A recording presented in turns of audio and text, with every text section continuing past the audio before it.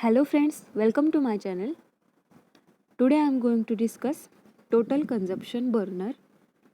This burner is used in atomic absorption spectroscopy or flame emission spectroscopy.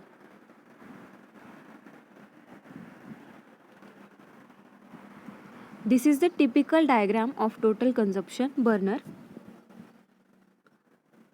The name total consumption burner is given because all the sample which enters the capillary tube will enter the flame, neglecting the size of drop. That means in this type of the burner, there is the total consumption of sample component.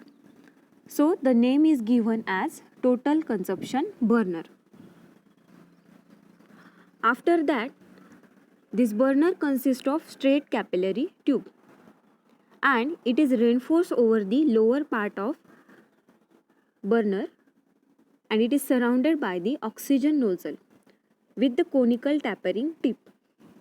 That means at the center of the burner there is the straight capillary tube and this capillary tube is surrounded by oxygen nozzle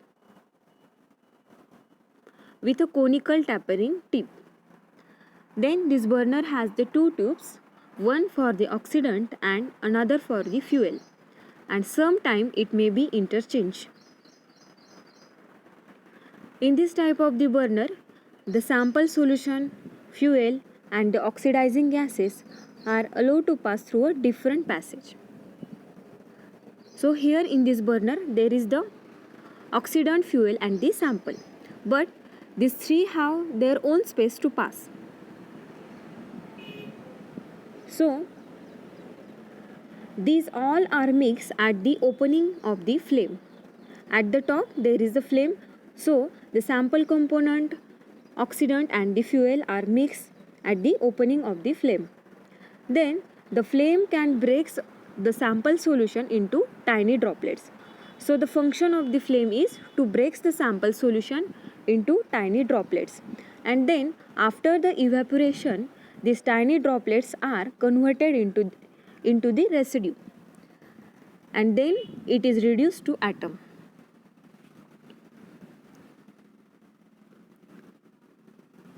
Here is the point mentioned as we will discuss.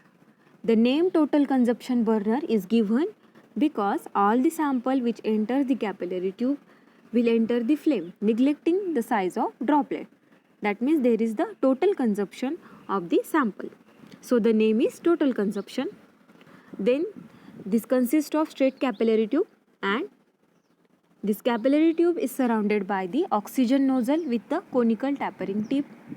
Then the burner has two tubes, one for oxidant and another for the fuel, and sometime it may be interchanged. After that, in this burner, the sample solution, the fuel and the oxidizing gases are allowed to pass through a different passage. Then they are mixed at the opening of the base of the flame. And then the flame can break the sample solution into tiny droplets, and these droplets are then evaporated to form the residue. After the evaporation, the droplets are form the residue and then it is reduced to atoms. So this is the total consumption burner which is used in atomic absorption spectroscopy and also the flame emission spectroscopy. Thank you.